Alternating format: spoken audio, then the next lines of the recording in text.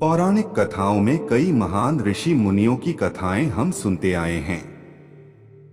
इन्हीं में से एक ऐसे ऋषि भी हुए हैं जो अपनी मंत्र शक्ति से समुद्र का सारा जल पी गए थे। वही विंध्याचल पर्वत भी उनके सामने झुक गया था।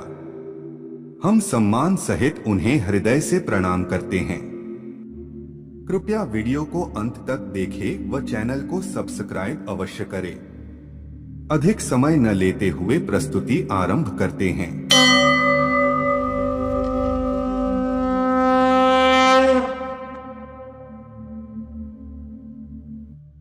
सनातन परंपराओं में ऋषि मुनियों का उच्च स्थान होता है। पुरातन काल में कई महान ऋषि हुए। इनमें से एक अगस्त ऋषि भी थे। कहते हैं कि उन्होंने एक बार समुद्र का सारा जल पी लिया था। उनमें इतनी शक्ति थी कि उन्होंने विंध्याचल पर्वत को भी झुका लिया था। कहते हैं कि सृष्टि के रचनाकार ब्रह्मा जी ने धरती पर संतुलन बनाए रखने और ज्ञान की स्थापना के लिए सप्तऋषियों की उत्पत्ति की थी। अगस्त ऋषि उनमें से एक थे। हालांकि कुछ कथाओं में कहा गया है कि अगस्त ऋषि का जन्म अगस्त्य कुंड में हुआ था। उनका अधिकतर जीवन दक्षिण भारत के क्षेत्र में बीता। इसलिए दक्षिण भारत के ग्रंथों में उनकी महिमा का अधिक बखान मिलता है। उनका विवाह विदर्भ देश की राजकुमारी लोकमुद्रा से हुआ था। लोकमुद्रा भी बहुत ज्ञानी और सभ्य महिला थी। यह भी कहा जाता है कि ऋग्वेद में कई मंत्रों की रचना अगस्त ऋषि ने ही की थी। पौराणिक मान्यताओं के अनुसार एक बार देवताओं और राक्षसों के बीच भयंकर युद्ध हुआ। देवताओं ने वृतासुर नाम के प्रमुख राक्षस का वध कर दिया। फिर देवताओं से भयभीत होकर राक्षस इधर उधर छिपने लगे। कुछ राक्षस समुद्र में जाकर छिप गए। वे अंधेरे में बाहर निकलते और ऋषि मुनियों, देवताओं एवं अन्य नगर वासियों का वध करके वापस समुद्र में छिप जाते। इससे परेशान होकर सभी देवता भगवान विष्णु के पास पहुंचे।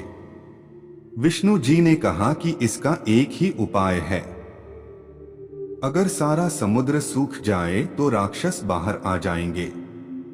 इस काम में सिर्फ एक ही महापुरुष सहायता कर सकते हैं। वह केवल अगस्त ऋषि ही हैं।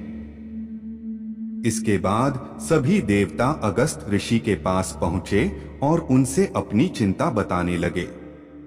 अगस्त जी ने उनकी बातें सुनी और उनके साथ चल पड़े। फिर अगस्त ऋषि देवताओं सहित समुद्र के पास पहुंचे और उन्होंने अपनी मंत्र शक्ति से समुद्र का संपूर्ण जल पी लिया। फिर जल के नीचे छिपे राक्षस दिखाई पड़े और देवताओं ने उनका वध कर दिया। जब समुद्र पूरा सूख गया तो देवताओं ने अगस्त ऋषि से पानी वापस भरने की प्रार्थना की। फिर उन्होंने समुद्र का जल वापस समुद्र में ही डाल दिया। अगस्त्य ऋषि से जुड़ी एक और रोचक कथा है। कहते हैं कि एक बार भारत के मध्य में बसे विंध्याचल पर्वत के मन में मेरु पर्वत के प्रति द्वेष की भावना उत्पन्न हो गई। वह मेरु पर्वत जितना बड़ा बनना चाहता था।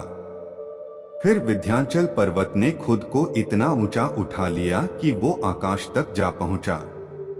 इससे सूर्य और चंद्रमा सभी छिप गए और धरती पर अंधेरा छाने लगा। तब सभी देवता इकट्ठा होकर अगस्त ऋषि के पास आए और इसका उपाय निकालने के लिए प्रार्थना करने लगे। अगस्त ऋषि उस समय उत्तर भारत में रहा करते थे। उन्होंने विंध्याचल पर्वत से कहा कि नीचे झुको, मुझे दक्षिण की ओर जाना है। ऋषि की महानता को देख विंध्याचल पर्वत ने तुरंत उनकी बात मानते हुए अपना कद छोटा कर दिया। इससे धरती पर फिर से सूर्य और चंद्रमा चमकने लगे। अगस्त ऋषि ने यह भी कहा कि जब तक वे दक्षिण से उत्तर की ओर वापस न लौटें तब तक वह अपना कद न बढ़ाए। विंध्याचल पर्वत ने उनकी यह बात भी मान ली। ऋषि अगस्त फिर दक्षिण में आए और वहीं बस गए। फिर वे कभी उत्तर की ओर नहीं गए और विंध्याचल पर्वत ने भी अपना कद नहीं बढ़ाया। उन महान अगस्त ऋषि का तेज और शौर्य चारों दिशाओं में विख्यात था। वह जिस कुटिया में रहते थे, वह कुटिया उनके तेज से जगमगाने लगती थी। इन महान ऋषि को हम नतमस्तक होकर प्रणाम करते हैं। आज के लिए केवल इतना ही। हम आशा करते हैं कि हमारी आज की प्रस्तुति आपको पसंद आई होगी। अपने विचार हम सभी के समक्ष अभिव्यक्त करने के लिए कमेंट करें, वीडियो को शेयर करें, वह चैनल को सब्सक्राइब करें। जल्द ही मुलाकात होगी ऐसी ही एक और ज्ञानवर्धक वीडियो के साथ। तब तक के लिए जय श्री कृष्णा।